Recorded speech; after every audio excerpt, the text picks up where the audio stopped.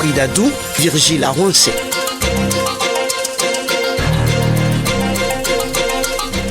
Madame, Monsieur, bienvenue, bonjour, heureux de vous retrouver une nouvelle fois au grand rendez-vous, le service après-vente hebdomadaire de l'actualité sociopolitique sur Soleil FM. Nous sommes au 133e numéro de ce programme et Vigile Arouansé, comme chaque dimanche, répond présent à ce micro. Bonjour Vigile. Bonjour Wilfried Hervé Adon, bonjour à tous. Alors Vigile, nous accueillons ce matin un homme politique, un militant, économiste financier de formation. On peut affirmer d'emblée, sans aucun risque de se tromper, qu'il a fait ses classes et obtenu ses galons ainsi que ses références politiques au Parti du Renouveau démocratique en presque 20 ans de militantisme avant de migrer plus tard vers ce qui fut la mouvance FCBE, la majorité présidentielle de Boni Yayi.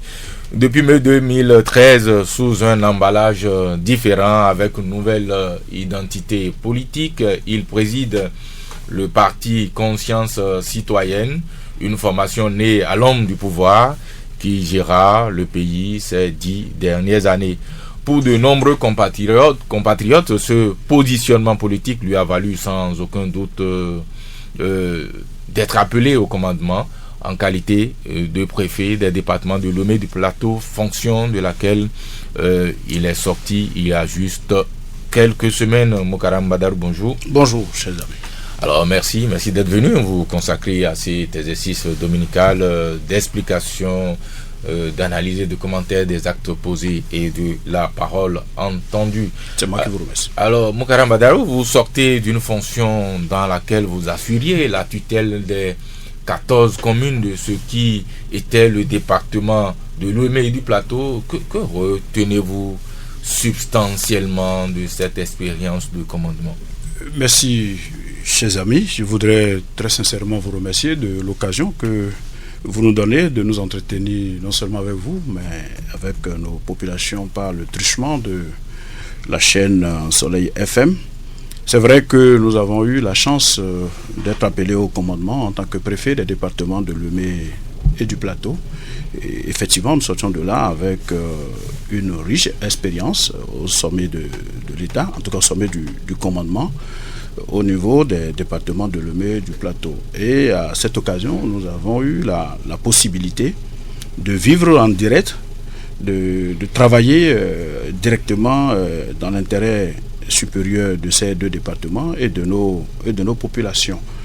Et à ce titre, nous avons eu la possibilité d'imprimer la marque qui est la nôtre et de ce qu'il faut pour aller vers le développement. Et à l'occasion, quand nous prenions fonction à l'époque, nous avons dit que notre priorité était la sécurité des deux départements. Et c'est à ça que nous sommes attelés, je crois, modestement, et c'est le lieu de remercier d'ailleurs toutes les forces de sécurité et de défense qui nous ont aidés à ce niveau-là. Nous avons su modestement assurer la sécurité des populations et de leurs biens au niveau des deux départements. Nous avons dit aussi que quand nous prenions fonction, que nous exercerons une tutelle apaisée, mais dans la rigueur des tests. C'est ce que nous avions fait, parce que vous vous souvenez, à l'époque, quand on a été nommé, quand on bénéficiait de cette chance, beaucoup avaient pensé que nous allons agir d'une manière contre tel ou tel. Et je crois que nous avons... Que vous veniez contre le PAD, clairement. En tout cas, nous avons réussi à démentir cela parce que le sens républicain qui est le nôtre, les convictions profondes de la chose politique et de la chose républicaine qui sont les nôtres sont telles que on ne peut pas commander de manière partisane. Chacun peut avoir sa chapelle politique, chacun peut avoir ses convictions, mais quand vous êtes au commandement, quand vous êtes en exercice, ça doit être pour la saine émulation des populations, ça doit être pour une contribution effective pour le développement du pays. Je crois que c'est ce que nous avons tenté de faire et vous pouvez, que ce soit les maires sortis, que ceux qui sont là aujourd'hui, les 14 maires que nous avons eu au niveau des deux départements, nous nous sommes arrangés à les accompagner, à assurer une tutelle apaisée, et à les assister comme le peuvent voir les tests, parce que j'avais l'habitude de dire que les bilans au niveau de chaque commune, c'est ces bilans que moi je vais réunir au bout de l'eau pour dire voilà le bilan que j'ai eu au niveau de la préfecture de Porte-Nouveau. Et tout de suite, quand je suis arrivé, j'avais tenu aussi à réorganiser la préfecture de Porte-Nouveau. Ainsi, très rapidement, nous avons mis en place une nouvelle AOF et travaillé sérieusement, de sorte que ce soit avec les directeurs départementaux, qui sont le prolongement de l'administration de l'État au niveau local, nous sommes arrangés à avoir aussi avec eux une manière de travailler de sorte à rendre plus efficace, de sorte à être beaucoup plus proche de nos populations, de sorte à pouvoir réellement accompagner les communes afin de pouvoir atteindre un certain nombre d'objectifs. Alors, si on vous demandait d'apprécier vous-même votre bilan, je sais que c'est un exercice un peu difficile pour certaines personnes, est-ce que le bilan est positif ou pas? Non, je ne m'avancerai pas sur ce terrain. Le bilan, je le laisse à ceux qui nous ont observés et fait. Mais est-ce que vous-même, vous avez été satisfait de ce que vous avez fait? On peut poser la question. J'ai la satisfaction morale. J'ai la satisfaction morale de ce qui a été fait. Parce que quand j'écoute les maires, quand j'écoute ceux avec qui j'ai travaillé au niveau de la préfecture, quand j'écoute les directeurs, quand j'écoute les populations, avec beaucoup de modestie gardée, je suis tenté de dire que nous sommes largement au-delà de la moyenne, parce que en tant que préfet, vous êtes le représentant du chef de l'État, mais au même moment, vous êtes le représentant des membres du gouvernement, tout le gouvernement réuni, et il faut servir le gouvernement, mais il faut servir aussi l'État, avec un sens républicain. Et donc, c'est une fonction délicate, sensible, mais quand vous avez quelques convictions, vous vous arrangez quand même à tirer votre épingle du jeu, dans le sens de contribuer, parce que le nœud de toute fonction républicaine, c'est de contribuer à l'émancipation des populations, c'est de contribuer à la construction du pays. En tant que préfet, le suivi des chantiers, tacler à la limite le président de la République et les membres du gouvernement pour que certains investissements ou tout ce qui peut contribuer au développement puisse venir dans votre région, booster un peu les maires, tenir compte de toutes les filles et tous les fils de la région à venir investir dans la région. Ainsi, nous avons pris en compte et la diaspora de la région Ouémé-Plateau. Quand je dis diaspora, c'est déjà tous ceux qui vivent ici à Cotonou et dans les autres coins du pays, mais surtout aussi ceux qui sont à l'extérieur pour pouvoir venir contribuer au développement de la région. Oui, quels sont les regrets, quels sont quelques pincements de cœur que vous avez tout de même dans cette expérience de gestion-là? On peut dire, est-ce que vous avez noté vous-même des échecs, des choses que vous auriez pu faire, que vous avez voulu faire, que vous n'avez pas pu faire?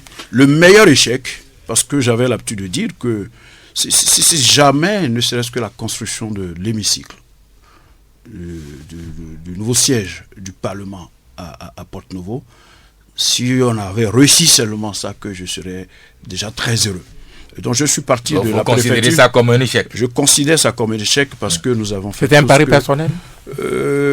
À la limite, parce que vous savez, avec le niveau de la démocratie de notre pays, il n'est pas normal que nos députés siègent là où ils siègent là, que nous continuons d'appeler le palais des gouverneurs béninois, que je suis, et le sens patriotique qui est le mien, et l'héritage que nous devions assumer de ce que nos arrière-parents ont fait, me gêne. Et quand il y a eu alors l'initiative de construire ce nouveau siège pour nos députés, afin d'être en mesure de mettre nos députés dans un siège qui ressemble un peu à un niveau de démocratie qui est le nôtre. Mais malheureusement, c'était sans compter avec beaucoup de choses. Et donc, c'est un regret.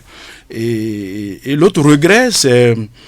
Parce qu'une fois nommé préfet, je découvrais les réalités de la fonction, et il faut se rendre compte que la fonction est dépouillée dans notre pays. Parce qu'il n'y a pas qu'au préfet, il n'y a pas qu'au Bénin. Nous avons des préfets dans la sous-région. Dépouillée, ça veut dire quoi, ça? C'est-à-dire qu'au niveau de la fonction n'a plus, parce que j'ai suivi mon ami et frère Kenom, quand il passait service, il a fait une déclaration. L'histoire des 250 000 l'histoire de 250 000 francs, l'histoire des moyens au niveau des préfets. Et beaucoup n'ont pas cru. Et pourtant, c'est de la vérité. Les préfets sont démunis. Il y a des préfets qui disent même que face à certains maires, ils sont complexés parce que les maires sont mieux installés. Ce qui est sûr, quand vous êtes préfet, si vous n'avez pas du cran, si vous n'avez pas du cran, si vous n'avez pas des convictions profondes, parce que la main qui donne est au-dessus de celle qui reçoit. Et vous savez, au niveau du Bénin, c'est le complexe, les gens sont complexés, et il faut, et moi je suis de nature, d'ailleurs je l'ai écrit dans un ouvrage, qu'il faut vaincre l'argent afin de pouvoir faire face à un certain nombre de choses, et pas conséquent. Mais le préfet aujourd'hui est dans une fonction, parce qu'à la faveur de la décentralisation, a été pratiquement dépouillé au profit des communes, et pourtant les tests indiquent que c'est le préfet qui assure la tutelle, c'est le préfet qui donne l'assistance conseil, et donc aujourd'hui la fonction est telle que c'est très difficile si vous n'avez pas du cran, si vous n'avez pas un certain nombre de convictions. Donc j'ai le regret, parce qu'une fois arrivé, j'ai pris l'initiative avec les autres collègues d'initier ce que j'appelle la concertation des préfets, et donc de bousculer les ministres en charge de la décentralisation pour pouvoir corriger un certain nombre de tirs. Nous avons pu corriger quelques-uns, mais il y a tellement encore à faire, et donc j'ai le regret de ce qu'en partant de la préfecture de Porto-Novo, on n'a pas pu... mais je voudrais compter sur l'actuel chef de l'État, l'actuel gouvernement, d'aider à finir ce projet-là. Oui, Vigile. Oui, parlons des difficultés de gestion. On a souvent vu la préfecture de Cotonou, notamment dans certaines difficultés, quand il est question de liberté de manifester, notamment. Et en parallèle, Porto-Novo, qui souvent accueille bien ces manifestations, mais avec d'autres gestions. Est-ce que c'est, disons, des traits de personnalité qui arrivent à faire voir autre chose où vous n'avez pas de consignes? Au cours de votre mandat, je précise un peu la question de Vigile. Est-ce que vous avez eu à réprimer une marche dans Porto-Novo? Bon, comme vous le savez, je suis un chef de parti, je milite, ça fait un moment, j'ai une idée très forte, je sais que c'est tout un travail que les gens ont fait pour que nous ayons l'indépendance, c'est tout un travail que les gens ont fait pour que nous ayons la conférence nationale, pour que nous ayons plusieurs micros aujourd'hui devant nous, c'est parce que les gens se sont battus. Donc les problèmes de liberté sont des problèmes éminemment importants et sur lesquels moi j'ai mes convictions personnelles, j'ai mes convictions profondes sur ça.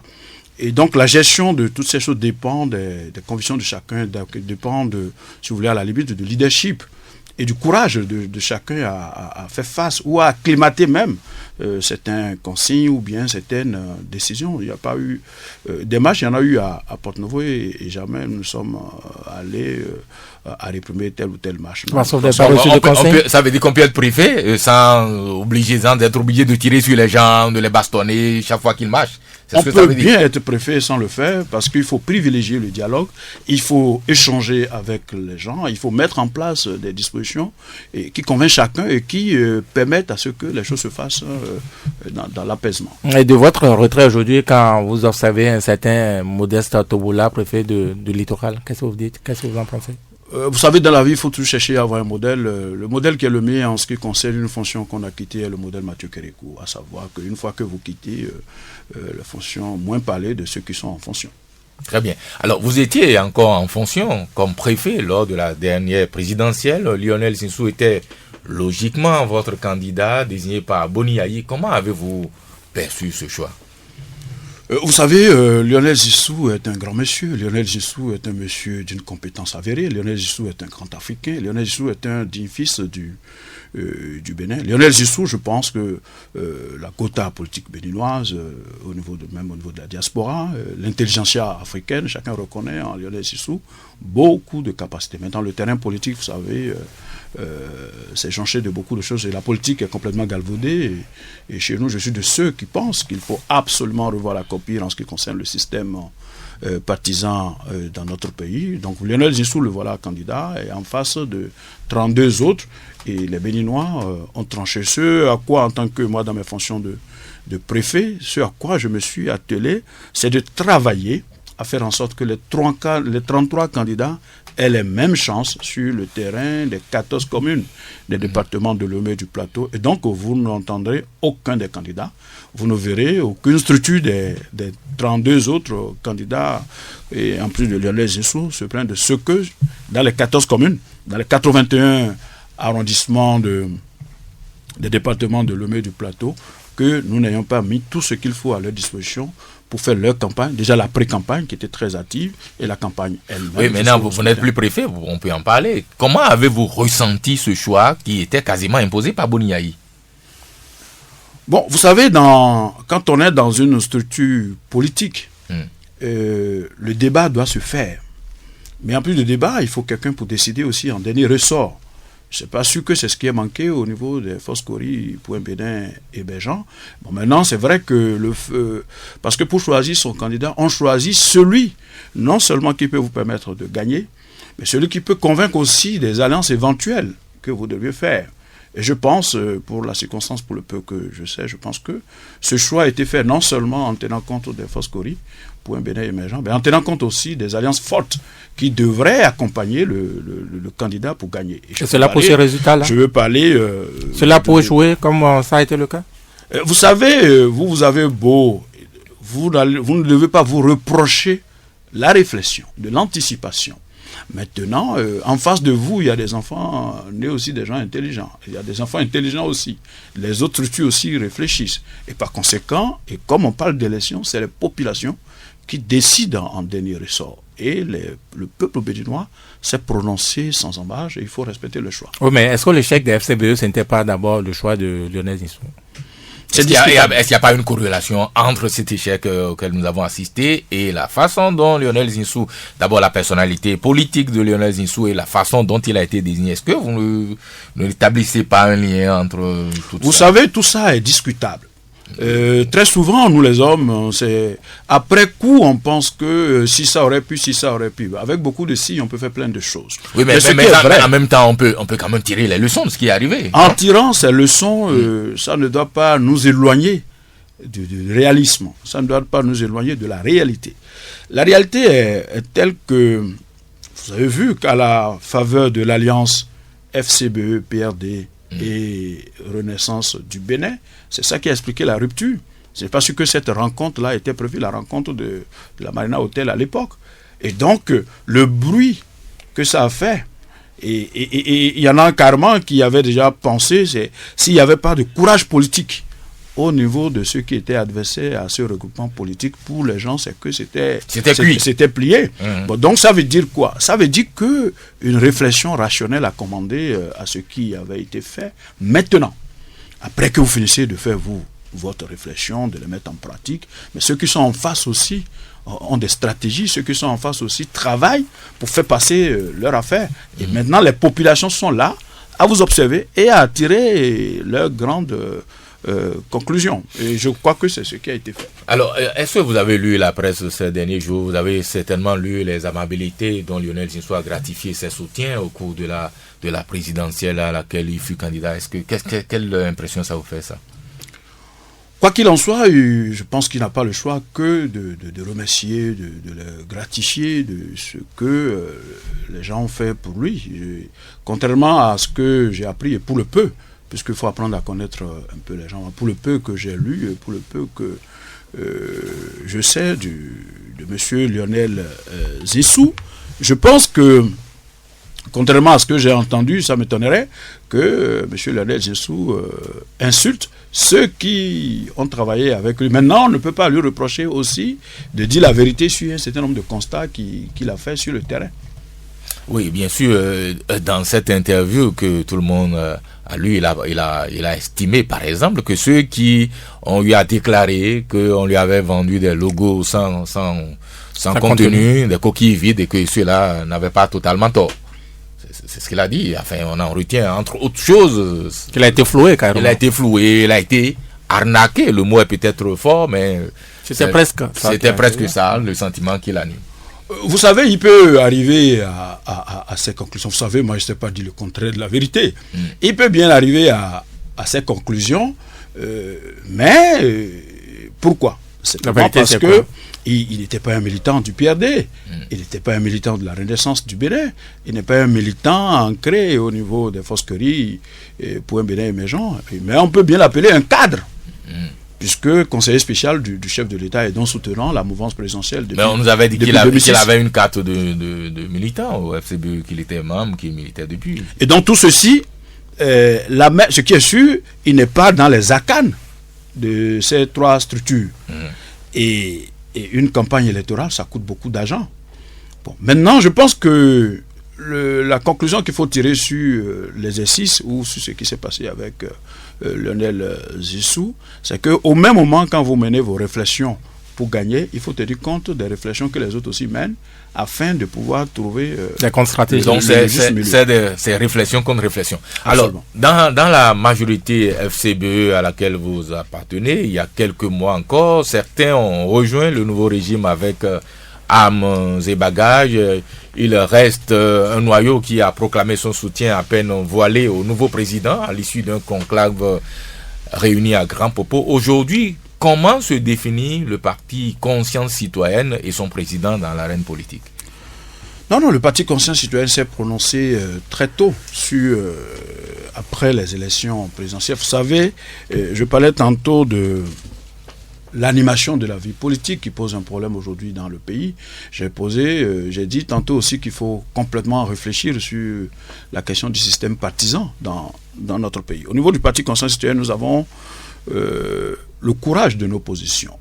Vous vous souvenez, devant vos micros ici, à l'heure où beaucoup pensaient que la question de la révision était un tabou, qu'il ne faut pas le toucher, nous nous sommes prononcés sur la question de la révision de la Constitution. C'est-à-dire que toutes les fois où nous estimons une position juste et porteuse pour notre pays, nous prenons la décision et nous portons ça avec courage. Et très tôt, après l'élection, parce que, comme je l'ai dit à d'autres niveaux, on a eu la chance d'avoir au second tour des élections présidentielles dans notre pays deux grands messieurs, deux personnalités qui chacune d'elles a réussi dans son domaine respectif, et l'un ou l'autre devait être bon pour le pays. Et après l'échec, très rapidement, nous nous sommes retrouvés après les élections. Nous nous sommes retrouvés au niveau de la direction nationale du parti. Nous avons pesé le pour et le contre. Nous avons analysé les choses. Et depuis le 26 mars 2016, effectivement, le parti Conscience Citoyenne a pris la décision de soutenir le président Patrice Talon et son gouvernement. Et nous y sommes, nous travaillons sur le terrain à soutenir ces actions afin que le projet porteur qu'il a pour le pays, afin que les ambitions qu'il nourrit pour le pays, afin que le courage qu'il adopte pour aborder des vrais problèmes du pays, qu'il puisse aller jusqu'au bout. Donc, au jour d'aujourd'hui, pour conclure sur ce que vous avez dit, le parti Conscience Citoyenne soutient les actions du président de la République. Est-ce que vous avez eu droit à un comité d'accueil là-bas? Est-ce que vous avez été normalement accepté? Non, normalement accepté, cette question vient souvent quand vous soutenez les actions du chef de l'État. Cette question vient souvent à savoir, est-ce que ceux qui sont là vous acceptent votre arrivée? Vous avez suivi le chef de l'État qui dit qu'il travaille dans un vaste rassemblement pour le pays. Et chaque contribution apporte toujours quelque chose pour faire avancer le pays. Et au niveau de tous ceux qui soutiennent ou qui ont travaillé, et dont j'ai félicité d'ailleurs le courage, et surtout ceux qui ont commencé avec lui, je vais parler de ceux de nouveau départ, et saluer aussi ceux qui l'ont rejoint après à travers ce qu'ils ont appelé la rupture. Et je compte assez d'amis, nous comptons, c'est des gens avec qui nous nous sommes battus, ou nous nous battions pour une certaine équité, un certain succès pour notamment l'Union fait la nation. Notamment l'Union fait la nation, et même l'Alliance alternative citoyenne et d'autres structures. Nous nous battons ensemble pour que le Bénin gagne, pour que le Bénin joue mieux sa partition dans le Conseil des Nations et pour l'émancipation de nos populations. Nous travaillons dans tout ceci afin de pouvoir faire avancer notre pays. Vous avez soutenu très tôt Patrice Talon, disiez-vous tantôt. Est-ce que vous ne l'avez pas soutenu trop tôt? D'ailleurs, là, vous aura valu quelques pics sur les réseaux sociaux notamment. Non, mais les pics, vous savez, quand vous êtes dans l'action politique, c'est ça qui fait qu'au jour d'aujourd'hui, vous le constatez très bien, sur des sujets importants, les gens ne se prononcent pas. À la limite, les journalistes font le boulot, font le job, en lieu et place des hommes politiques. C'est ça la vérité. Ou alors les syndicalistes font le job de la chose politique, alors que la Constitution est claire. C'est les partis politiques qui animent la vie politique. Oui, mais est-ce que la chose politique est la chose centrale. Est-ce que les auteurs des pics n'ont pas raison quand c'est sur le plan de la morale? Il faut concéder à chacun ce qu'il pense. Il faut que chacun prenne des décisions. Chacun se prononce en fonction du peu qu'il sait. Parce que je lis tous ces pics, j'entends tout ce qui se dit, et c'est avec tout ça qu'il faut travailler aussi. Parfois, la personne peut avoir raison. Parfois, il peut passer, comme on le dit chez moi, vous pouvez entendre du bruit de l'arme, mais sans savoir de là où ça tonne. Et donc, pour ne pas être en mesure de... Nous travaillons avec un certain nombre d'éléments, avec des convictions profondes. Moi, je ne suis pas venu à la... Pour ceux qui me connaissent, moi, j'ai été élu pour la première fois en 1986. Et j'ai mon âge. Si vous faites la différence, vous allez vous rendre compte qu'avec le peu d'âge que j'ai, ça fait plus de 30 ans de militantisme. On ne dira pas qu'on a commencé en pensant déjà aux intérêts personnels, non? Et voilà pourquoi, d'ailleurs, au jour d'aujourd'hui, je regrette dans le pays que les gens se découvrent hommes politiques après 60 ans de vie. Ce n'est pas vrai. Ce n'est pas vrai que vous trouvez des hommes politiques qui, déjà, des 6 ans, de CI au CM2, n'a eu aucune aptitude d'aider ses consoeurs, ses confrères de l'école. Et pareil au niveau de cours secondaires ou universitaires, ou tout au long de ces 30 ans de carrière, qui n'a pas l'aptitude de travailler pour le développement ou pour se battre pour les intérêts matériels et moraux de ses collègues. Et donc, bref, nous sommes à la politique avec des convictions très claires. Oui, mais le parti Conscience Citoyenne a mes bagages à soutenir donc Lionel Zinsou pour du jour au lendemain soutenir son challenger. Est-ce qu'il n'y a pas un problème de moralité effectivement là? Non seulement problème de moralité, mais est-ce que Moukaram Badarou, cette décision a été unanimement prise par exemple au niveau de votre parti Conscience Citoyenne d'aller soutenir Patrice Talon? Le 26 mars, quand nous nous sommes réunis, effectivement il y a quelques-uns. Parce qu'au niveau d'un parti politique, ça ne peut pas être de l'unanimité, ce ne serait plus non plus démocratique, ce ne serait plus un creuset d'idées où les gens réfléchissent. Et là où il y a unanimité, il faut faire très attention aussi. Et je sais faire attention quand l'unanimité se prononce. Parce que quand tout le monde a tort, tout le monde a raison. Mais cela dit, au niveau du parti, au niveau de la direction nationale du parti, quand le sujet était à l'ordre du jour, il y en a qui ont, avec beaucoup d'autres arguments, il y en a qui ont dit il faudra attendre un peu, il y en a qui ont dit non, il faut voir après, il y en a qui ont dit il faut bien attendre d'autres structures. Des réflexions vont bon train. Maintenant, en fin de jeu, la majorité, puisqu'une décision se prend à la majorité de ceux qui se réunissent, et la majorité s'est prononcée pour que, parce que si tout de suite vous avez la chance de bénéficier de la lumière, de bénéficier de l'intelligence, de voir que ça peut aller. C'est que ça concorde avec vos convictions. Le courage qu'adopte aujourd'hui le président Patrice Talon, eh bien, ce que nous souhaitons pour le pays. La volonté de revoir le système partisan du pays, c'est bien des choses que nous voulons. La volonté de revoir les choses au niveau de l'administration du pays, de lutter contre l'impunité, la volonté de revoir le système partisan, de réviser la Constitution. Si vous lisez, d'ailleurs je vais vous l'offrir avant de partir d'ici, le manifeste politique du parti Conscience Citoyenne, plusieurs éléments.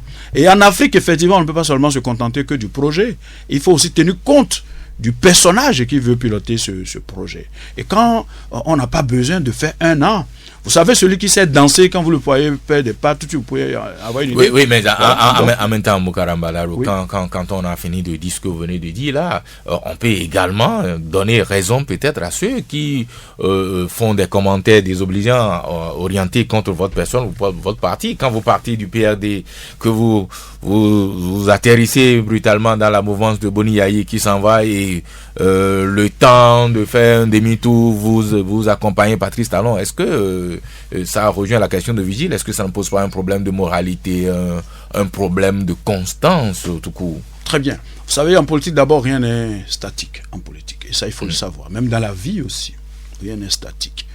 Deuxième chose, pour ceux qui nous ont connus au PRD, parce que si vous voulez prendre une décision, la décision ne doit pas être hasardeuse. Elle doit pas être aléatoire. Elle doit être une décision fondée sur des choses sérieuses, sur des choses convaincantes. Vous parlez du PRD. Les raisons pour lesquelles nous sommes partis du PRD sont connues. Nous avons dit que, en tant que secrétaire général du Parti de Renouveau démocratique, il n'était pas question pour nous d'accepter d'être un suppléant. Oui, ces raisons, nous les connaissons. Bon, si vous les connaissez, le savent. Donc, dès qu'ils le savent, ils ne peuvent plus nous reprocher, parce que c'est une conviction. C'est-à-dire que un Alain Juppé, secrétaire général à l'époque du RPR, ne peut pas être suppléant. Vous n'entendez ça nulle part. Jean-Pierre Fabre, au Togo, secrétaire général de son parti. Madame Diallo Diabaté, en Côte d'Ivoire, secrétaire général de RDR, vous ne pouvez pas. Même dans une bande dessinée politique, moi, je n'ai jamais entendu ça. Et deuxième chose, et donc voilà des raisons profondes pour lesquelles nous sommes partis. Vous l'avez dit tantôt, après 20 ans. Et celui qui a fait 20 ans dans un parti politique, vous ne direz pas qu'il n'est pas constant. Non. 20 ans, je vous dis, vous ne pouvez pas dire qu'il n'est pas constant. Deuxième chose, arriver au niveau des Foscori pour un Bénin émergent, vous avez suivi la campagne électorale, vous avez suivi tout ce qui s'est passé, vous avez vu des débauchages à divers niveaux. Vous ne direz pas que c'est ça qui a manqué en direction de M. Badarou. Non, je vous dirai non. Et à l'heure où je parle, ceux qui nous ont approchés peuvent être en train, en leur fort intérieur, de nous trouver raison et de se demander, mais si ceux qui me posent la question, ou bien ceux qui parlent, s'ils en savaient quelque chose. Et par conséquent, pour vous dire, une fois en fonction, et que quelqu'un vous a fait confiance, je veux parler du chef de l'État, le président Boni Yayi, pour nous autres, nous devons être avec lui jusqu'au bout. Oui, mais en même temps, quand on connaît cette adversité qui a duré plusieurs longues années entre Boni Yayi et Patrice Talon, que cette adversité que nous avons vue avec les incongruités débitées au cours de la campagne, nous les avons suivies, cette animosité à fleur de peau à laquelle nous avons assisté, cette rage orientée contre un homme que nous avons vu et que nous avons relayé parfois dans les médias. Quand on a vu tout ça et que brutalement, à la fin de cette campagne électorale, quelqu'un est élu et que vous sautez puis je viens pour aller le soutenir, certains se disent, mais attendez, il y a un problème. Vous savez, ce qu'il faut apprendre à beaucoup éviter dans la vie, c'est l'amalgame. D'accord. Des problèmes, il y en a eu. Et ça gênait beaucoup de gens parce que c'était deux acteurs majeurs qui s'affrontaient. Il aurait été bon de constater que le préfet Badarou à l'époque, ou le parti Conscience Citoyenne à l'époque, ait pris des positions très claires contre le président Talon, contre M. Patrice Talon à l'époque. Ou alors toute démarche en sa faveur, que nous ayons pris des positions ouvertes contre. Et de venir nous dédire aujourd'hui, je vous trouverai raison. Mais en fonction de préfet à l'époque, que de choses qui sont passées sur notre territoire de compétences, et pour des raisons de démocratie et de liberté que nous avons laissé faire, que nous avons accompagné même, et ceci parce que même si vous êtes préfet, mais vous ne devez pas servir sans esprit républicain. Et ça, personne, à la limite, je n'aime pas défier, mais à la limite, je voudrais bien que chacun fouille et qu'il trouve des traces de ce que nous nous sommes mis dans un jeu contre. Il y a eu des problèmes entre deux hommes. Et à la limite, à partir de certaines structures. Des problèmes entre deux hommes qu'on a transformé en problème d'État. Ça, il ne faut pas le nier non plus. C'est devenu des problèmes d'État. L'État a porté plainte contre un citoyen, même à l'extérieur. Et ça a pris l'ampleur de problèmes d'État parce que le pays entier a vécu au rythme de cette querelle entre deux individus pendant des années. Vous ne le nierez pas non plus. Et en plus de tout ça, vous savez, dès que quelque chose concerne un chef d'État, et qu'un chef d'État le porte, ça devient un problème d'État. Ça devient une affaire d'État. Ben non. Maintenant, une fois que cela est tel, la part que chacun prend dedans, le fond demeure. Ça n'enlève pas le fond. Et maintenant, l'esprit de discernement, l'esprit républicain, que chaque citoyen, que chaque responsable, voilà pourquoi je vais vous dire ceci, et ceci à l'endroit, par exemple, de tous ceux qui sont en responsabilité en ce moment. Il faut éviter du zèle, il faut éviter l'essai, il faut éviter le chauvinisme, comme dirait Sékou Touré, c'est une bêtise. Et par conséquent, quoi qu'en soient les fonctions que vous occupez, parce que acteur politique ou cadre, vous devez servir votre pays. Il faut se soucier du lendemain. Et quoi qu'en soit, non seulement de se soucier du lendemain, de se soucier du pays. J'ai publié à l'époque, dans les périodes dont vous parlez là, priorisons le Bénin. Je vais vous le donner aussi avant de partir d'ici. C'est-à-dire que même en fonction, nous prenons quelque courage de dire et d'envoyer des signaux à l'endroit de tous les gouvernants, à l'endroit de tous les acteurs politiques, à l'endroit de tous ceux à partir de qui un pas peut être fait pour construire le pays. Et je vous dis, monsieur Vigile, monsieur Wilfried, que suivez notre parcours, vous ne verrez pas des positions que nous avons prises et que nous venons nous dédire là-dessus. Vous ne verrez pas ça. Les auditeurs qui nous écoutent vous en donneront acte certainement. Le grand rendez-vous.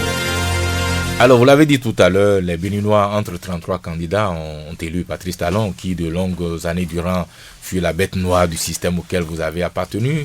Depuis 4 mois environ, l'administrateur des affaires gouverne dans un style qui manifestement tranche avec celui de son prédécesseur. Comment appréhendez-vous sa gouvernance, les décisions prises, les actes posés? Comment appréhendez-vous tout ça? Nous suivons de ça de très près, et comme je vous l'ai dit, parce que chacun à son niveau doit apporter sa pierre, sa contribution pour... le président Talon seul ne peut pas construire le pays, mais il donne les indications, il imprime la marque en tant que chef d'État. Et nous suivons de ça de très près au niveau du parti Conscience Citoyenne. Et à l'occasion des 100 jours, puisque c'est devenu... nous avons rendu public un communiqué, parce que comme je vous l'ai dit, toute position que nous prenons, nous ne sommes pas dans un bal masqué politique où chacun se cache derrière, on guette une direction du vent. Non, nous, on n'est pas dedans. Nous prenons des positions que nous assumons. Et à l'occasion, alors, comme je vous dis, nous avons rendu public un communiqué pour nous prononcer sur la nouvelle gouvernance du pays. En cela, nous avons pu observer que très tôt, le chef de l'État, après l'investiture du 6 avril à Porto-Novo, au soir du 6 avril déjà, nous avons eu le gouvernement. Ceci était déjà un signal fort. Ça veut dire qu'on s'y est préparé. Ça veut dire qu'on est un peu organisé. Ça veut dire qu'on a une idée claire de ce que l'on veut faire. Deuxième chose, on a été très marqué par le fait de la taille du gouvernement. 20 ministères opérationnels, plus le ministère d'État, secrétaire général du gouvernement. Ce qui donne aussi un signal de la réduction du train de vie de l'État, mais aussi restreindre encore un peu plus le gouvernement autour du chef de l'État pour pouvoir mieux faire le travail. Nous avons pu observer la rigueur et la restauration de l'autorité de l'État. S'il y a quelque chose qui manque dans notre pays, c'est l'autorité de l'État. Et ça ne veut pas, l'autorité de l'État ne veut pas dire la dictature, l'autorité de l'État ne veut, et tous ceux qui me côtoient, et ceux qui m'entendent, ceux qui m'ont vu en exercice aussi, on peut se rendre compte de ce que, ça c'est des convictions à moi, ça n'a rien à voir avec le président Patrice Talon. Il faut que l'État doit être à sa place, parce que le mieux État, c'est un État dans lequel l'autorité de l'État est restaurée, l'autorité de l'État existe, parce qu'il permet alors à chacun d'être discipliné dans le travail qu'il a fait. Donc on a pu constater... Dans quels sont les actes dans lesquels vous avez noté la restauration, par exemple, de l'autorité de l'État, Moukarama Darou?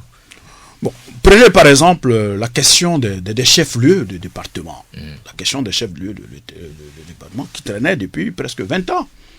Où le chef de l'État a pris une décision, et il a accompagné avec son style, mais a pris la décision. Et c'est ça l'autorité de l'État. La décision est prise. Dieu merci, et je voudrais bien remercier l'ensemble de nos populations qui l'ont accompagné dans ce sens, parce qu'on a eu un peu du bruit au niveau de Dassa, mais Dieu merci, les choses sont rentrées. Plutôt de Savalou. Et un peu avant Savalou. Avant l'officialisation. Mais pourquoi est-ce que c'était aussi difficile de désigner des chefs-lieux de département depuis 20 ans? Pourquoi? C'est compliqué de choisir des chefs-lieux de département? Est-ce que vous avez le sentiment que Patrice Talon, avec son gouvernement, ont posé là un acte de bravoure exceptionnel? Non, ce qui est certain... c'est si compliqué? Non, ce qui est certain, c'est que les autres ne l'avaient pas fait, c'est lui qui a fait. Il faut savoir rendre à César ce qui est à César. Et aussi, vous savez que si vous êtes un père de famille, votre enfant est malade, si vous voulez donner le médicament, l'enfant ne veut pas, puisque c'est amer. Mais vous prenez la responsabilité, c'est vous, son père, de lui administrer quand même ce médicament pour que lui gagne sa vie et que vous gagnez votre enfant. Et un chef d'État, c'est ça, c'est l'audace, c'est le courage. Parce que on a beau aligner des wagons, il faut bien une locomotive pour les tirer. Et le chef de l'État est dans ce rôle. Et nous avons aimé le fait de ce que le chef de l'État ait pris cette position-là. Et donc, nos pays africains ont besoin de l'audace, ont besoin de courage, parce que nous sommes un pays pauvre, nous sommes un pays où tout est prioritaire.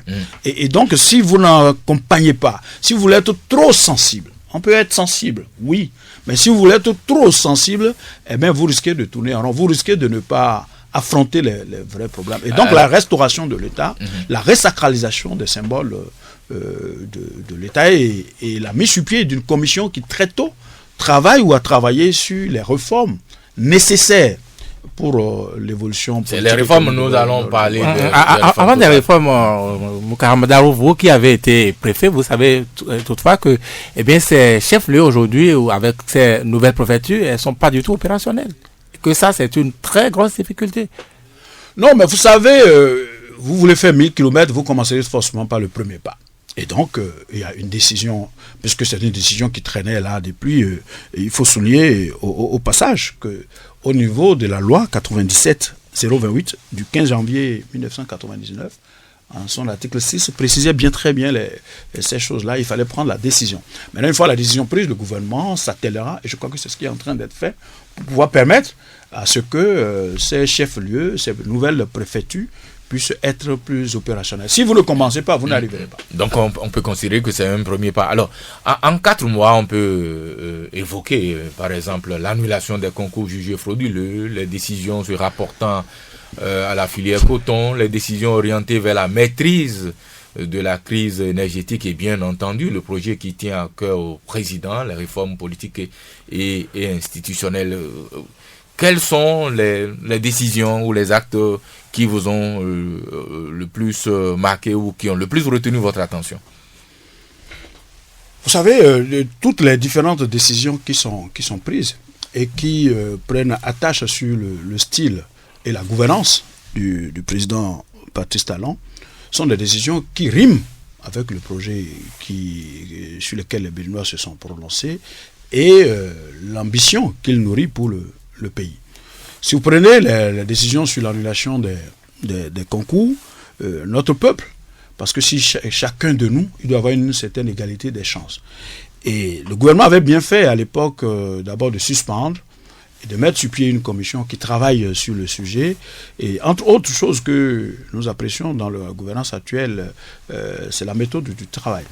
Et au bout du rouleau, ils en sont arrivés à ce qu'il y a eu des difficultés et qu'il y a eu des choses moins catholiques au niveau de ce concours. Et le gouvernement a pris... Le gouvernement, il avait déjà annulé une fois le concours dans ce pays. Donc, ce n'est pas une première. Donc, toutes les fois où on constate que ça ne marche pas, parce qu'on doit pouvoir permettre à une certaine égalité des chances des Béninois. Et on ne doit pas aller dans l'administration de manière frauduleuse. Donc, si c'est démontré... C'est encore une fois le gouvernement qui est auteur de ce qu'on retrouve. Si c'est démontré, et c'est ce qui a été fait, et le gouvernement, après que la commission se soit prononcée, le gouvernement a pris la décision. Il faut saluer le courage de prendre des décisions qui peuvent même paraître impopulaires. Mais il faut les prendre parce qu'on veut être juste, on veut être équitable, on veut être une république. Les décisions concernant le coton, là aussi, parce que le chef d'État, le 6 avril, je crois qu'on avait déjà quelques retards par rapport à la campagne cotonnière. Et vous le savez très bien que le coton nous ramène des devises. Le coton entretient une bonne partie de nos populations au niveau de l'agriculture. Et donc, que le gouvernement prenne des décisions dans ce sens-là, on ne peut que saluer cela, à savoir permettre à ce que, et ceci, avec une ambition de retrouver les lettres de noblesse de cette filière et qui a fait quand même le beau temps dans notre pays. Oui, ben, et donc, une certaine opinion pense que Patrice Talon, se sait par ailleurs, et surtout ça.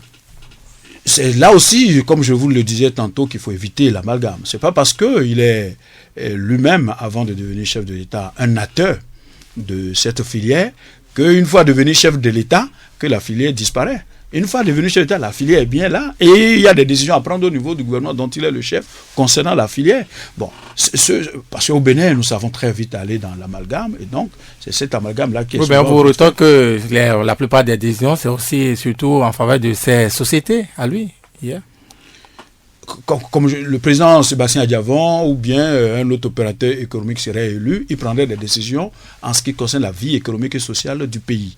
Et puisque c'est des gens, et c'est des grands hommes opérateurs économiques et donc qui ont été dans plusieurs domaines, et donc il n'y a pas de décision qu'il prendra et qui vont dans le sens de ces domaines-là que les gens ne feraient pas cet amalgame. Donc au total, c'est de considérer que le gouvernement travaille à trouver des solutions à un certain nombre de problèmes qui se posent à notre pays.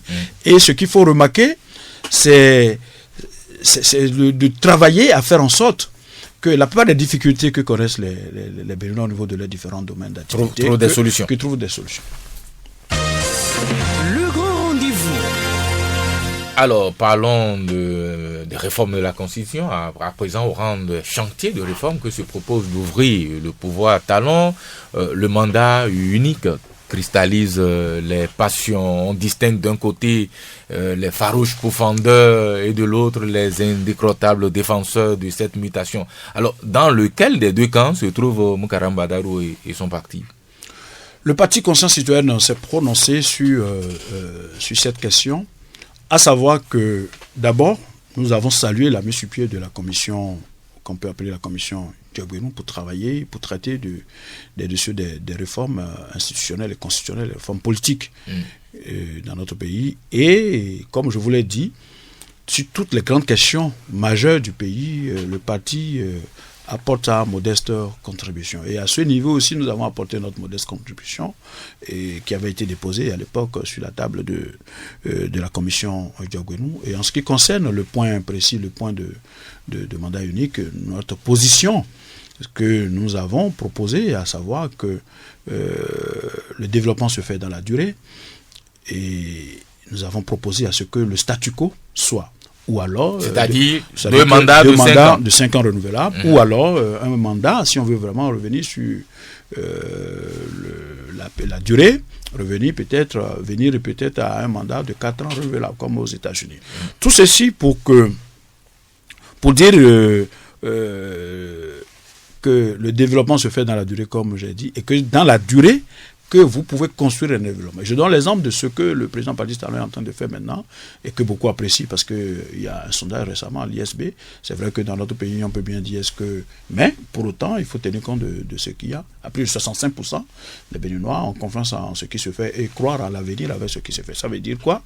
Si ceci peut continuer jusqu'au bout, et qu'il arrive à booster vraiment le pays, et qu'il devrait partir, il faut bien trouver encore un autre capable de continuer. C'est vrai qu'on peut bien en trouver, mais si par malheur on n'en trouvait pas et qu'on a fait élire quelqu'un qui ne se retrouverait pas en phase avec tout ce qui a commencé, vous constatez là que ça peut poser quelques problèmes de pertinence dans la continuité de ce qui a fait. Et je note au passage que si le président Mao n'avait fait que 5 ans, c'est pas sûr que la Chine soit là où elle est aujourd'hui. Et donc, la vision qui est la nôtre sur le sujet. Maintenant, nous appartenons à une mouvance, et actuellement c'est le temps de la réflexion, actuellement c'est le temps des concertations que le chef de l'État lui-même initie.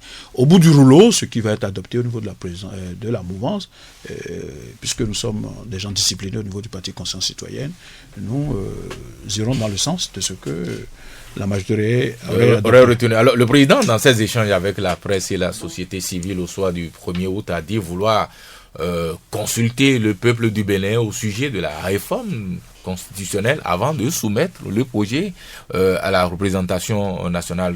Que pensez-vous d'une telle démarche? Bon, c'est vrai que ce qui saute à l'œil tout de suite, ce qui saute à l'esprit tout de suite, c'est le contraire, à savoir qu'il faut d'abord aller devant les députés à l'Assemblée nationale qui devraient se prononcer soit à 3 quarts sur le projet et aller au référendum, ou alors au 4/5e, et donc basta le référendum. Mais selon certains juristes que j'ai consultés sur le sujet, il paraît très bien qu'il en a la possibilité d'aller vers les populations et de revenir après voir les députés à l'Assemblée nationale pour enrôlement. Mais cela dit, ce qui compte et qui imprime la marque qui est la nôtre au niveau du Parti Conscience Citoyenne, c'est la nécessité impérieuse de revoir les textes qui nous régissent aujourd'hui, parce que une constitution, c'est pas le Coran, une constitution, c'est pas une Bible, il faut pouvoir l'adapter à l'ère du temps. Et nous pensons qu'il faut absolument travailler à améliorer la constitution, à la moderniser. Le grand rendez-vous.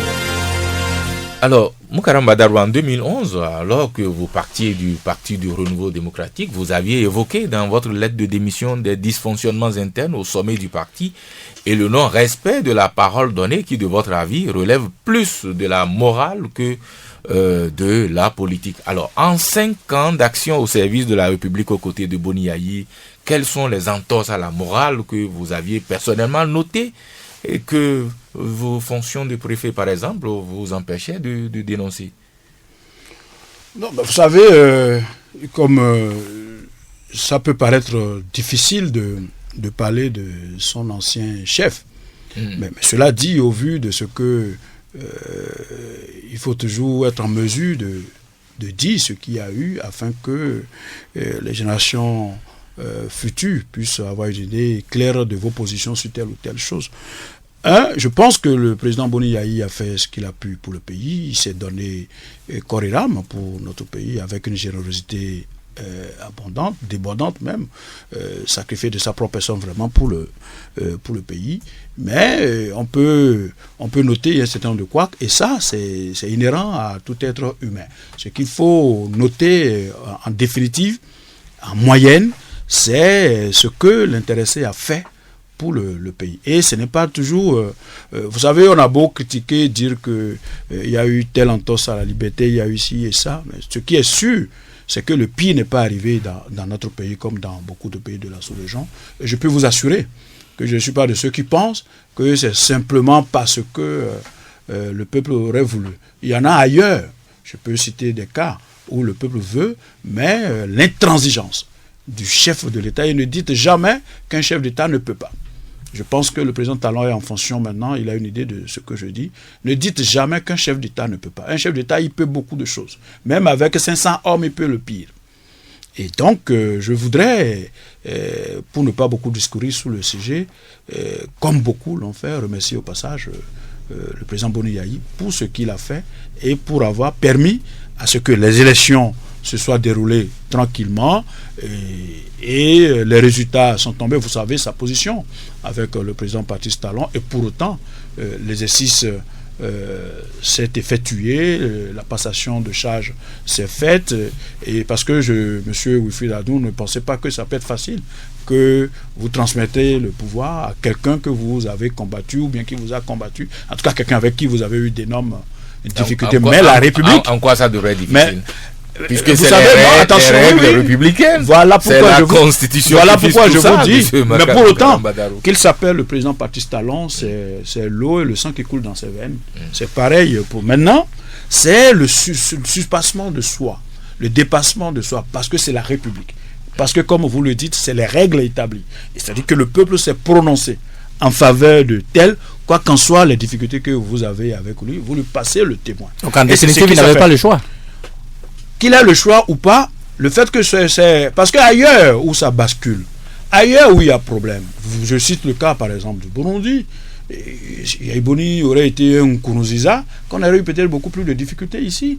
Et il y en a de pire ailleurs. C'est comme quand on a eu la conférence nationale, quand on a eu le président Nicéphore Soglo pour la transition, il a eu quelques succès. Les Béninois vous diront tranquillement que non, c'est parce qu'il y a eu conférence nationale, c'est parce qu'il y a eu renouveau démocratique. Je dis c'est faux, moi je viens du Congo, où il y a eu conférence nationale, où il y a eu un premier ministre qui était aussi à la Banque mondiale tout autant que le président Soglo, mais ils n'ont pas eu les mêmes résultats, et donc il faut lui... Vous donnez là de très bons exemples, voilà. Mais il se fait que le Bénin n'est pas le Congo ni le Burundi. Je vais vous donner une chose, les peuples... Ce qui s'est passé, ce qu'on a appelé la tentative de l'enlèvement de l'honorable Candide Azanaï, aujourd'hui ministre de la Défense. Ceux qui ont vécu cet instant d'après-midi, ici à Cotonou, je crois qu'eux peuvent tirer les conclusions à leur propre niveau, que ce qu'ils pensent qui ne peut jamais arriver au Bénin pouvait bien arriver.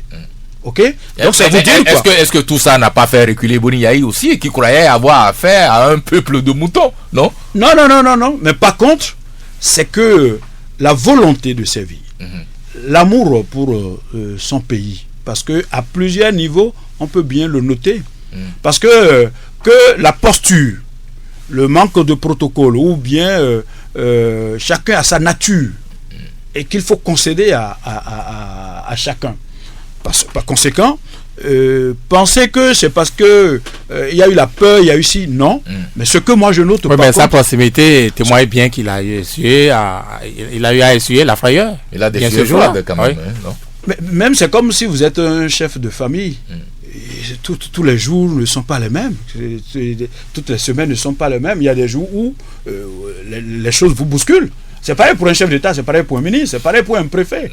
Maintenant, c'est l'attitude, c'est le comportement que vous adoptez en dernier ressort face à la crise qui est la plus importante. Et au jour d'aujourd'hui, ce qu'on peut noter, il y a bien eu des difficultés, il y a eu des problèmes au niveau des libertés, au niveau politique dans notre pays. C'est que le chef de l'État d'alors a réussi à se dépasser et à ne voir que la République, et à faire organiser les élections, et à transmettre l'image de ce qui s'est passé le 6 avril au palais de la République. Ce n'est pas des images que nous avons souvent en Afrique. Et ça, on le doit et au président sortant et au président... ça n'a jamais traversé, je veux dire, Boni Yayi, d'envisager un troisième mandat, vous voulez dire, Moukara Badarou? Vous savez, le président François Mitterrand, bien que fatigué à l'époque, il disait à l'époque à Paris que si j'avais encore la santé et les moyens, je me présenterai, je vous battrai. Il dirait ça à l'endroit de Jacques Chirac. C'est dire quoi? C'est-à-dire que où que vous soyez, allez poser la question à Barack Obama. Il ne va pas vous dire que s'il avait la possibilité de faire le 3e mandat, il ne le ferait pas. Mais par contre, c'est que les règles établies disent vous n'avez que 2 mandats à faire. Et par exemple, au niveau du Parti Conscience Citoyenne, nous, notre position sur ce sujet est très claire. Que ça lui ait traversé l'idée que la volonté, ce qu'on peut noter en définitive, c'est que rien n'a été fait de manière concrète pour bloquer. Maintenant, un chef d'État aussi est un homme politique. Et un homme politique a des idées qu'il tente de vouloir faire enrôler. Pas de la voie politique. Maintenant, c'est pas parce que c'est comme quand Boni Yayi voulait faire réviser la Constitution, les gens pensaient que c'était forcément pour le 3e mandat, c'était pour... Et ils ont eu tort de penser, vous croyez? Mais qu'ils aient eu raison ou pas, ça veut dire quoi? Puisque la Constitution a prévu de la réviser. Pas pour faire un 3e mandat. Pas pour faire un 3e mandat, mais la Constitution a prévu les dispositions pour la réviser. Et donc, que vous soyez chef de l'État, que vous tentiez de faux procès, mais il faut assumer. Mais ce qu'il faut noter en définitive, c'est les positions. Au jour d'aujourd'hui, c'est que nous avons réussi à faire des élections dans la tranquillité. Chacun a fait campagne. Il y a eu des essais, ce que Yaïboni lui-même a appelé des intrigues politiques. Il y en a pire ailleurs. Mais ce qu'il faut noter en définitive, c'est que les élections soient bien déroulées. Et tout ça a été à la limite, les gens se sont demandé, mais il y a eu plus de peur que de mal. Très bien. Alors, ces derniers jours, vous avez peut-être suivi les résultats de ces audits révélés par le Conseil des ministres où on parle de plusieurs milliards gérés avec beaucoup de fantaisie à la Ségub. C'est vrai que la Ségub a choisi cette semaine de répondre non pas au gouvernement mais aux articles publiés dans la presse. Quel regard jetez-vous sur cette situation, Moukara Madalou? Vous savez, nous parlons de conscience citoyenne, et ce qui induit beaucoup de choses. Moi, je suis de ceux qui pensent que beaucoup de valeurs se sont érodées dans notre pays et qu'il faut travailler à les rétablir. Qu'il faut travailler à vaincre l'argent, comme je le disais tantôt. Et qu'une fois en fonction, on devait penser au pays. On devait penser à l'intérêt général.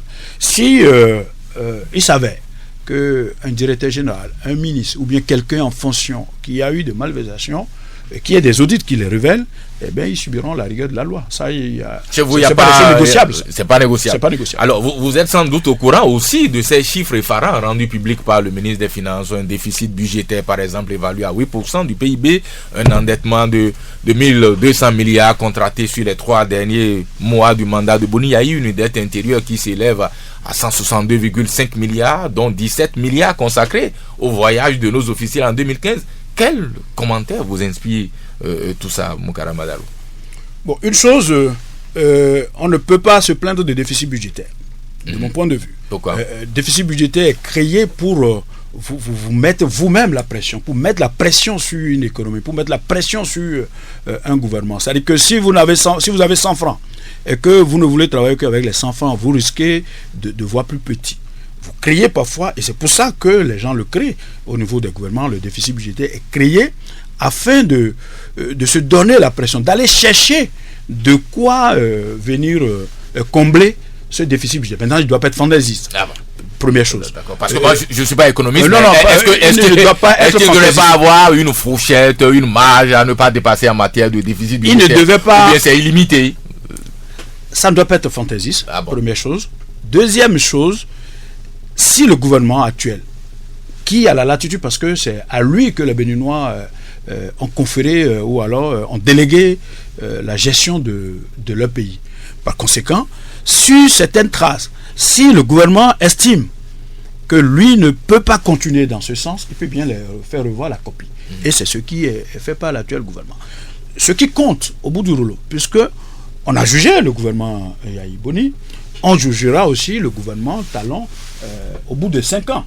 Et donc, dans cette période, des différentes actes à poser, ce qui peut être intéressant, ou alors moi ce qui m'a réjoui, c'est pas qu'on ait dit que tant de milliards, mais c'est que le chef de l'État sorti serait parti avec. Mais par contre, c'est que certaines positions ou certaines orientations ont été faites, mais qui ne plaît pas au gouvernement actuel qui doit assumer aussi ses responsabilités. Non, mais en même temps, on doit dire qu'on n'a encore rien dit, parce que les audits dont le gouvernement nous parle depuis quelques semaines ne sont pas encore publiés. Il y a des audits qui seraient en cours, il y a des vérifications qui sont en train d'être faites. Peut-être qu'on nous dirait des choses que nous ne savons pas encore. À ce niveau, je vous ai dit, moi, c'est... vous savez comment on le dit chez moi, la vérité, quoi qu'on soit là où ça se trouve, ça doit être la vérité. Par contre, et ça n'a pas de couleur, c'est impersonnel. Elle n'a pas d'odeur non plus. Elle n'a pas d'odeur. Et donc, par conséquent, si les audits révèlent que tel X ou Y, mais ils subiront la rigueur de la loi. Comme je vous l'ai dit au niveau du Parti Conscience Citoyenne, ce n'est pas négociable. Et toutes les fois où vous allez en responsabilité, vous devez agir en toute connaissance de cause et avec beaucoup d'équité et beaucoup de respect. Pour le bien public. Alors, le nouveau gouvernement parle de la lutte contre la corruption et surtout de la reddition des comptes dus par l'équipe précédente. Certains parlent déjà de chasse aux sorcières, d'autres estiment que l'équipe Talon passe trop de temps à regarder dans le rétroviseur alors qu'il convient d'avancer. Vous dites quoi? Non, vous savez, celui qui regarde dans le rétroviseur fait marche arrière. Parce que pour avancer, il faut regarder dans la pare-brise. Et je ne pense pas que le chef de l'État actuel et son gouvernement regardent dans le rétroviseur, puisqu'ils sont conscients de cet état de choses. Maintenant, on ne peut pas leur reprocher de faire un certain point, une fois arrivé en fonction, et que les décisions à prendre, le tribunal est là pour juger tel ou tel dossier. Et comme nous l'avions souligné tout à l'heure, ils ont mis en place des audits ont été faits, et après c'est de transmettre ces dossiers-là au niveau du tribunal qui est à même de trancher si vous avez raison ou si vous avez tort. Et c'est là qu'il faut s'en tenir. Très bien, dernière question avant d'ouvrir le standard à nos auditeurs. Vous êtes originaire de Porto-Novo, vous avez administré un département dont Porto-Novo est le chef-lieu. Quel regard jetez-vous aujourd'hui sur cette ville qu'on affuble de l'épithète de capitale? Mais là vous touchez quelque chose qui m'est très très sensible, la ville de Porto-Novo, et je suis au regret de vous dire que je vis très mal la situation actuelle de la ville de Porto-Novo, la capitale de notre pays, et j'ai l'habitude de dire que ce n'est pas avec des incantations ou des slogans qu'on réhabilite une capitale, on s'y met à partir des actions concrètes.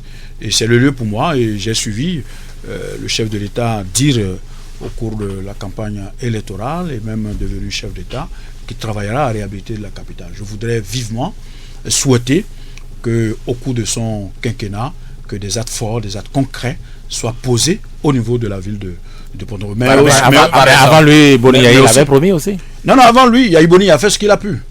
Ah bon, vous pensez qu'il en a fait assez avant? Bon, assez, c'est toujours discutable, parce que n'oubliez jamais que les moyens, nous n'en avons pas beaucoup. Mais je prends seulement au dire de l'ancien maire de la ville de Porto-Novo.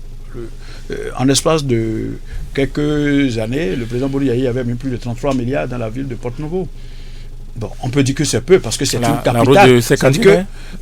La route du Cinquantenaire, même la voie qui passe devant l'Assemblée nationale aujourd'hui en passant par Beau Rivage, il y a plein de choses qui ont été faites. Vous ne pouvez plus citer d'autres. Il y a la rocade qui est en cours. À moitié. Qui va être fait. À moitié, mais c'est déjà...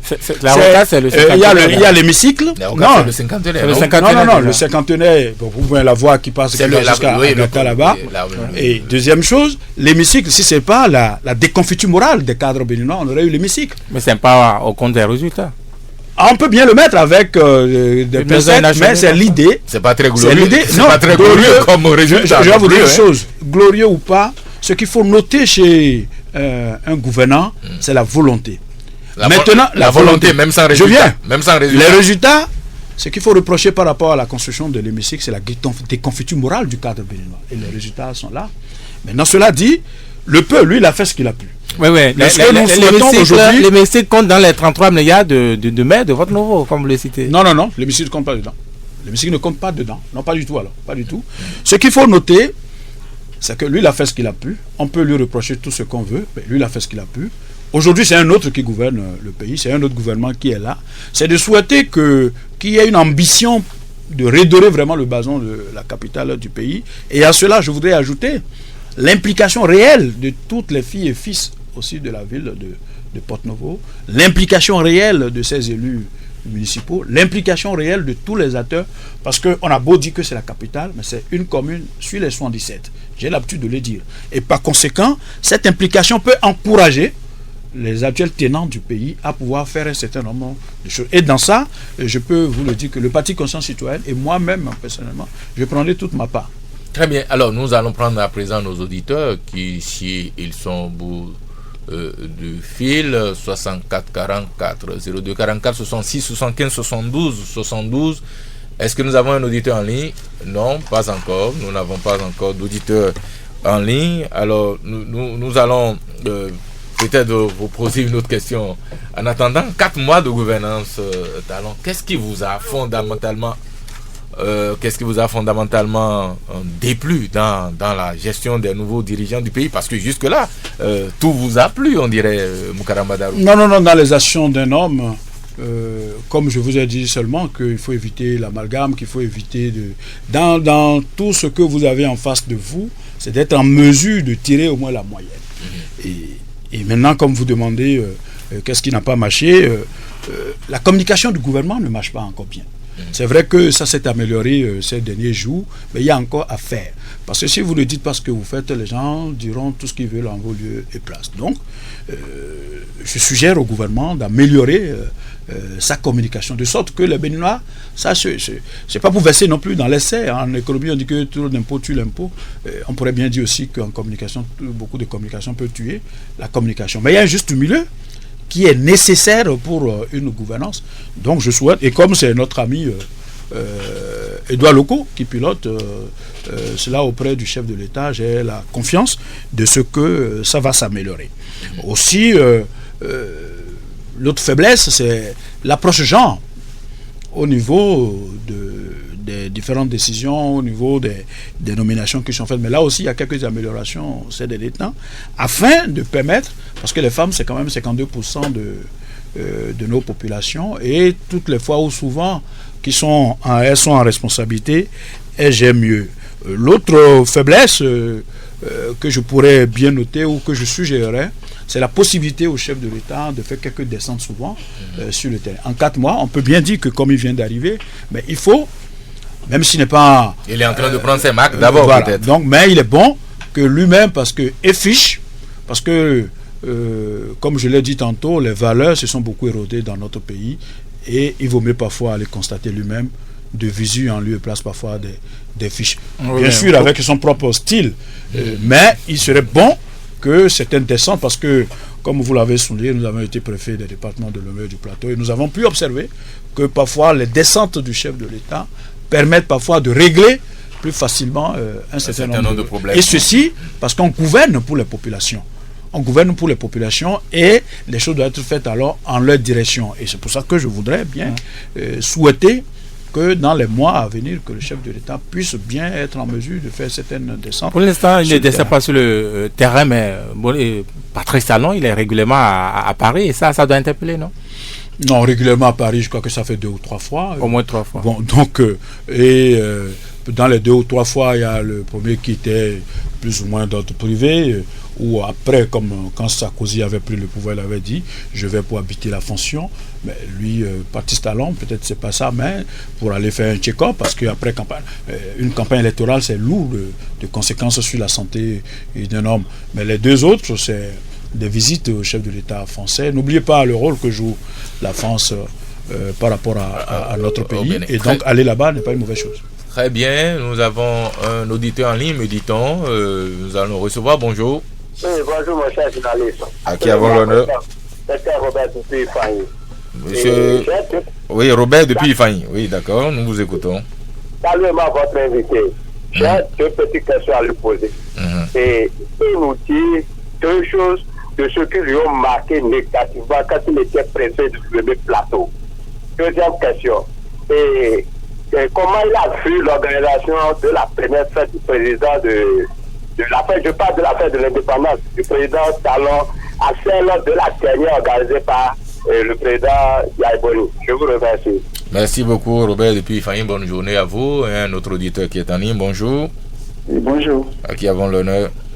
C'est monsieur Georges depuis Porte-Nouveau. Oui, Georges, je vous écoute. Oui. J'aimerais demander quelque chose. Oui, allez-y, on vous écoute. Ok.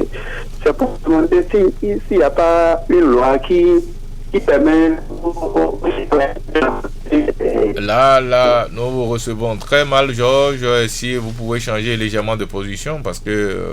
allô? Oui, allô? Oui, là c'est mieux.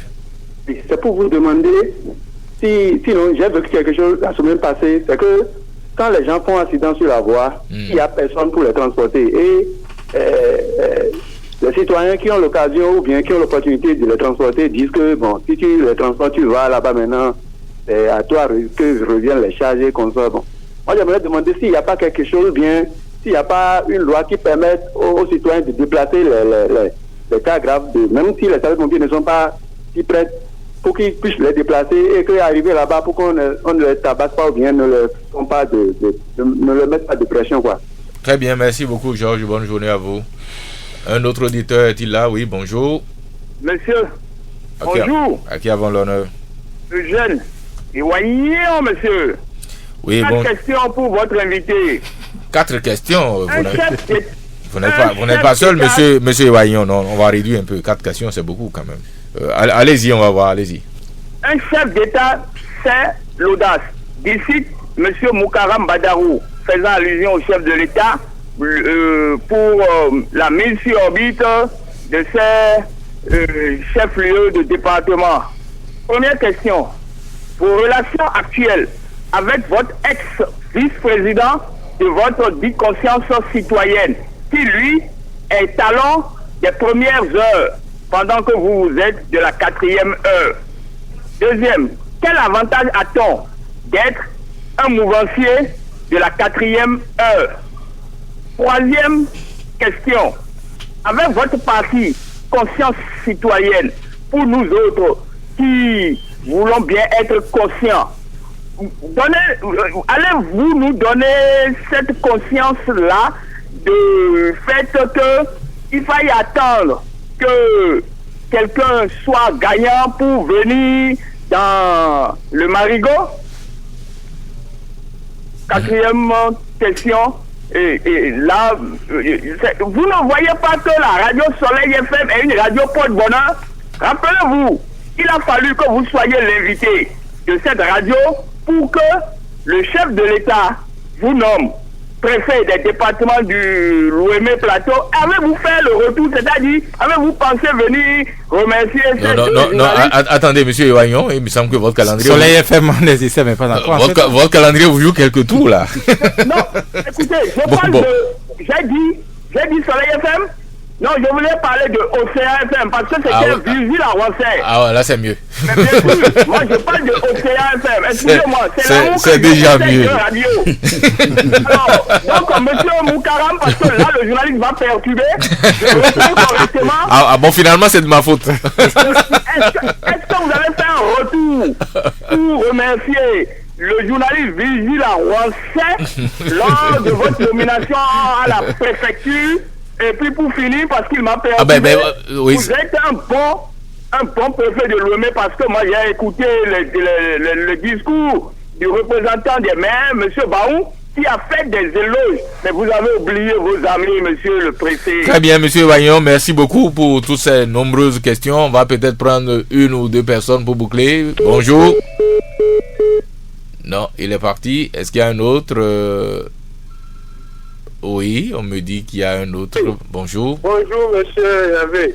À qui avons l'honneur? Bonjour, Vigile, c'est Christian Pardon de Sogor. Bonjour, monsieur le préfet. Bonjour. Très rapidement, 2 questions pour vous. Monsieur le préfet, c'est en votre temps que Sogor était de report A et B avec un village à Robert. Aujourd'hui, moi, Christian, personnellement, je vous ai écrit. Je vais parler de report. Et au finish, vous avez regroupé maintenant, on ne retrouve plus le groupe A et B. Comment vous avez piloté ce dossier sans appeler celui qui vous a écrit et appeler les chefs villages qui ne connaissent rien de cette histoire? Première question. Deuxième question. Qu'est-ce que vous avez pu faire? Qu'est-ce que vous avez pu faire pour réunir les gens qui gèrent mal les ressources de la commune de Saint-Paul? Je vous rends l'antenne. Merci. Merci beaucoup, monsieur Padonou. Je crois que vous êtes le dernier. Nous allons revenir ici à assez de questions pour monsieur Moukaram Badarou. Alors, Robert du Fanny, vous voudrez savoir 2 choses qui vous ont marqué négativement alors que vous étiez préfet? Je crois qu'on avait déjà posé une question similaire, mais vous pouvez toujours répondre. Hein. Oui, merci. Je voudrais remercier les différents intervenants. Deux choses qui m'ont marqué négativement. La première, il a dit par rapport au département de Lomé et du Plateau. La première, c'est le malheureux accident que j'ai eu alors que j'étais en fonction. Sur la route d'Ifani. Sur la route d'Ifani. Et je voudrais profiter pour dire encore paix à l'âme du monsieur qui a perdu sa vie dans cet accident. Et la deuxième chose qui m'a marqué négativement, j'en parlais tantôt, c'est la construction de l'hémicycle du nouveau siège du Parlement à Porto Novo. Et je voudrais vivement souhaiter que l'actuel gouvernement puisse jouer complètement sa partie. Est-ce que ça bouge? On a l'impression que ça s'est arrêté depuis. Ça s'est arrêté. En tout cas, si ça bouge, donc c'est timidement. Et ça s'est arrêté. Même celui qui dit que ça s'est arrêté ne se serait pas trompé.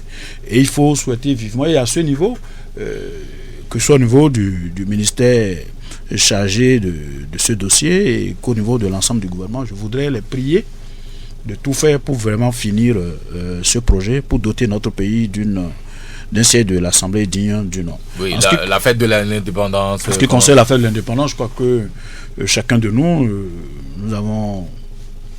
on est satisfait de comment ça s'est passé, notamment aussi au niveau de la rigueur de l'heure d'arrivée et de la fin. Vous savez, il y a un grand Africain qui a dit que le jour où les Africains maîtriseront le temps, ils vont commencer leur développement. Et donc c'était une excellente chose. Il parlait de la comparaison avec la fête, la dernière de Boniaï. Bon, il y a souvent des comparaisons. Je pense qu'il faut commencer par quitter les comparaisons et ne s'occuper que de ce qui est là afin de pouvoir faire avancer notre pays. Porto Novo croit avoir été lésée. Elle aurait dû abriter, plutôt la fête de l'indépendance, la première. Bon, je pense que tout ça, là, il faut le mettre dans un package, à savoir réhabiliter réellement la capitale. Ce n'est pas juste une fête de l'indépendance à Porto Novo qui réglerait le problème. Et je pense qu'au niveau du chef de l'État, je voudrais me laisser convaincre de ce que, à son niveau et tout au long du quinquennat, nous aurons un bon package pour pouvoir vraiment faire quelque chose pour la ville de Porto Novo. Et comme je l'ai dit, nous prendrons toute notre part dedans. Bon, il y a une loi pour les histoires d'accidents, etc. Déjà à ce niveau, c'est de demander à ce que chacun respecte d'abord le code de la route. Et deuxième chose, faire attention sur la route. Et troisième chose, en cas d'accident, parce que ça peut arriver, si quelqu'un peut porter secours, vraiment, il faut porter secours. Et Eugène Iwayon, vos relations actuelles avec votre vice-président? Bon, des relations, c'est de bonnes relations, il n'y a pas de guerre entre nous. Vous savez, moi, au niveau de tout ce que je fais, c'est la rigueur des tests, c'est la discipline au niveau de ce que nous faisons. Et il y a eu des problèmes, le parti a pris une décision que je respecte, mais au niveau des relations personnelles, il n'y a aucun problème. Oui, mais il se dit également, profitons de cette question de Eugène Iwayon, qu'au sein du parti, il y a un problème de cohésion, qu'il y a des gens qui sont mécontents de la façon dont vous managez le parti. Bon, on peut toujours le concéder, c'est pas toujours évident que les gens estiment que tout va bien, madame la marquise. Bon, maintenant, c'est que dans un parti politique, même le dernier militant apporte sa contribution pour sa cohésion. Et moi, je reste ouvert à toute critique, à toute contribution. Et moi, dans rien que je peux faire, je ne peux pas, parce que chaque personne a la science infuse. Et puis de deux, il faut que nous apprenions à savoir que nous sommes très petits et infiniment petits. Et par conséquent, moi, je ne gère pas le parti en caporalisant les choses, non. Les gens m'ont fait confiance. Je gère le parti pour le peu de ce que Dieu m'a donné comme force pour piloter le parti. Et maintenant, le fait d'avoir été préfet, vous vous souvenez que j'ai fait même une émission et je voulais rendre grâce à Dieu parce que j'aurais pu me retrouver peut-être au niveau du tribunal parce que en tant que préfet, il y a de telles positions, telles réserves au niveau du code électoral. Donc le fait d'être préfet a fait aussi que nous avons manqué assez de temps pour pouvoir mieux piloter le parti. Mais des mécontentements, il peut y en avoir, il doit y en avoir, mais nous travaillerons. Oui, les mécontentements, on dit également que vous ne faites pas souvent la promotion des autres cadres du parti, etc. Ça fait, les récriminations vont également dans ce sens. Oui, vous savez, quand vous êtes chef de parti, la fonction de préfet est telle que vous ne pouvez pas procéder à des nominations. Et donc, c'est pas la même chose qu'être un ministre, parce que depuis 2007, il y a une décision du gouvernement qui empêche les préfets de procéder à des nominations. Et par conséquent, c'est difficile. Mais pour autant, je crois, des gymnastiques ont été faites pour pouvoir aider par rapport à ce que nous pouvons. Ce qui est sûr, c'est que ce qu'on ne peut pas nous reprocher, c'est la volonté de faire. Et ça, c'est important.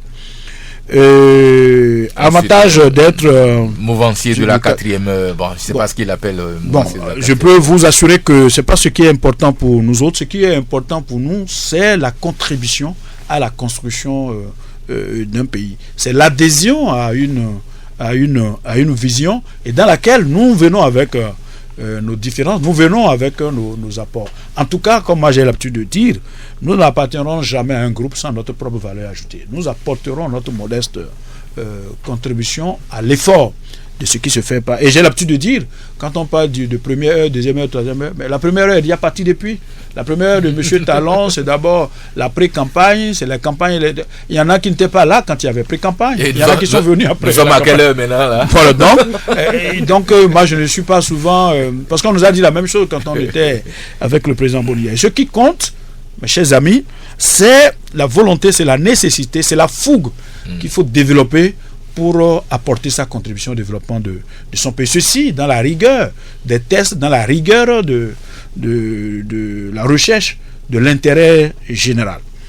L'autre chose, est-ce qu'il faut attendre une mouvance avant d'arriver pour apporter la conscience? La conscience citoyenne, nous pensons que les valeurs morales, les valeurs éthiques, les valeurs républicaines, les valeurs religieuses, les valeurs sociales sont des valeurs que nous devons tout faire. J'ai l'habitude de dire qu'il serait utile que les Béninois ressemblent aux Dahoméens, qui étaient des gens vertueux, qui étaient des gens qui avaient le respect de la chose publique, le respect même d'eux-mêmes. Et c'est sur ça que nous travaillons avec tout ce que nous venons. Alors Christian Pado nous parle d'un village où vous auriez piloté une querelle ou une crise. Ce qui est sûr, il n'y a pas plus. Des querelles, c'est ça le quotidien quand j'étais dans mes fonctions de préfet. Et même s'il y avait des risques à prendre, je les prenais. Et il n'y a pas un dossier que moi je néglige, parce que c'est pour ça qu'on m'a mis là.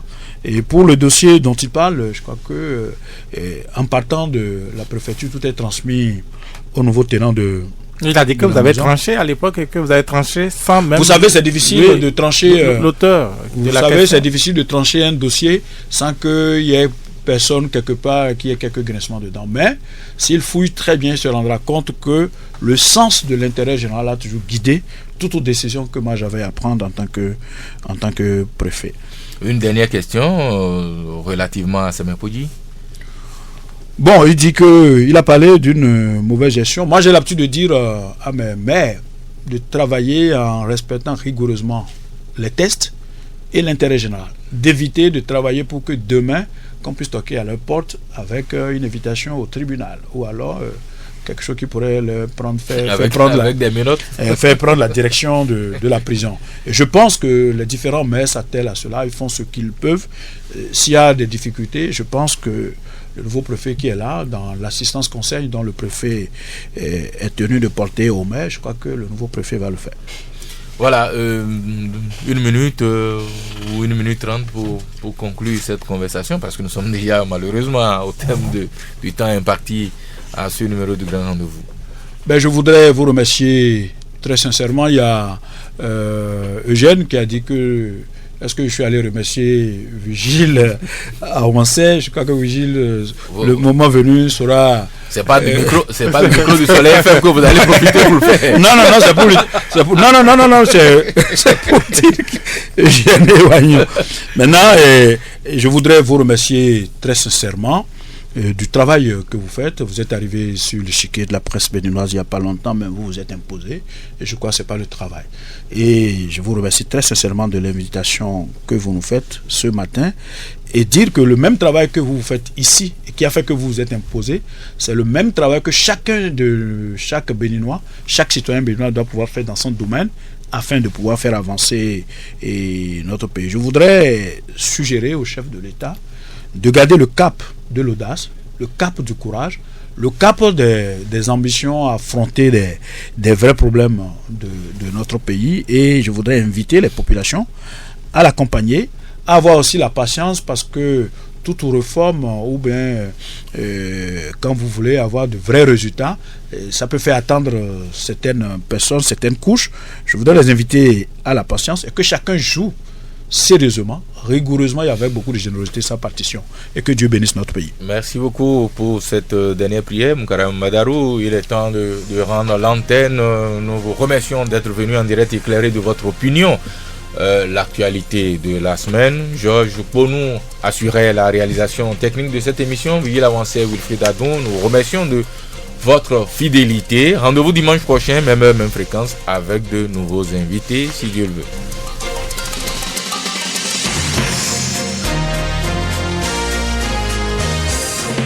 Le grand rendez-vous.